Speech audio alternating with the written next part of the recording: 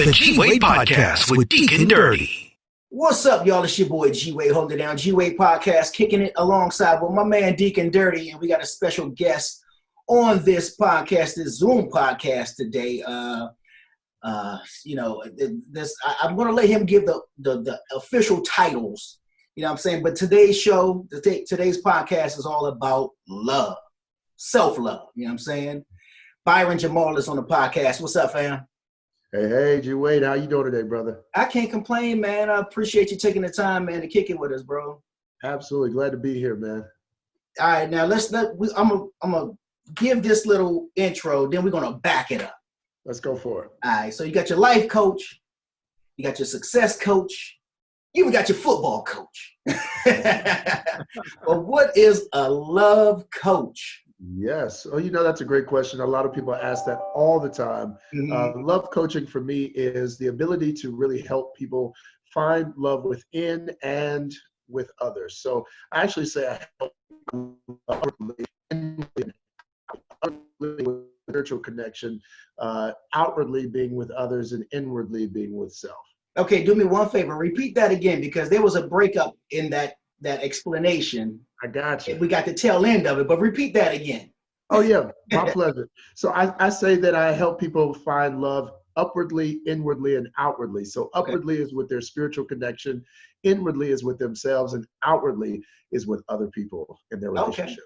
Okay. All right. Now, I know that at one point you resided in D.C. Mm-hmm. Now, that's my home, born and raised Washington, D.C., man, all day. Love it. You know what I'm saying? Now, which means you're familiar with the go-go. Mm-hmm. Which means you may be familiar with the go-go band Rare Essence. Oh, yes. Yes. Yes, and Frank Ski is one of my favorite brothers, right? He holds it down. Oh, shout out to Frank Ski. And one of the songs, I guess you could say, Rare Essence used to play, I don't even know the title of it, but it was something they used to do back in the day. Talking about if you're thinking about leaving home and going to Hollywood. Now, at the end of that song, they said this: if you want to deal with the world, you got to love yourself. And once you learn to love yourself, you can love everybody else. Yes. Now, that right there, I want to kind of pivot into you at that point, and let's talk about this self-love. Mm-hmm. Yeah, man. Let me tell you, self-love is the foundation of all love in relationships.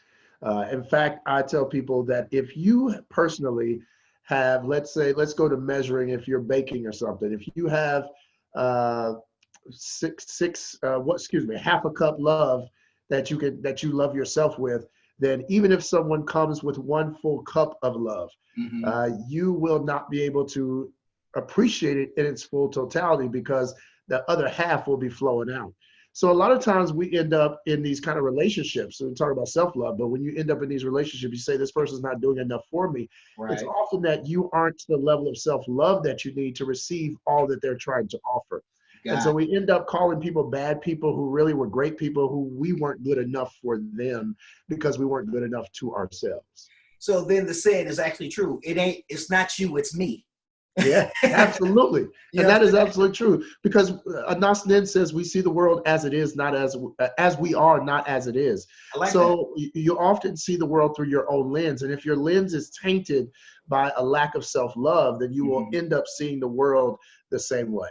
Yeah, that's good. That's real good.